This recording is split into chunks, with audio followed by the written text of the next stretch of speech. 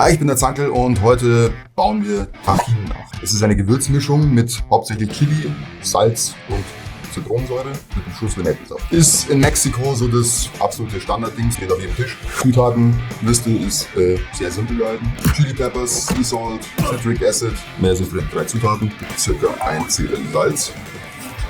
Chiliflocken 4 Cl in etwa. Schaut jetzt so aus. So, dann nehmen wir eine Limette, schneiden die durch. Und versuchen wir das bisschen Saft, was da drin ranzukommen. Im Endeffekt, dass alles einmal so ordentlich durchgeweicht ist. Also fürs Verhältnis, ich hätte jetzt gesagt, so 1 Teil Salz, 2 Teile Chilipulver und nochmal ungefähr 1 Teil Limettensaft. Dann habt ihr so einen Chili, Salz, Limettensaft-Bad. Den verteilt ihr schön. Und dann kommt das Ganze mal bei, so ich würde sagen, so 50 bis 60 Grad Umluft. So lange im Ofen, bis es einfach wieder trocken ist. Es ist trocken, aber wir haben so kleine Chili-Kügelchen. Deswegen machen wir das Ganze jetzt nochmal im Mörser. Dann schauen wir so aus. Geschmackstest machen. Ja, nicht schlecht.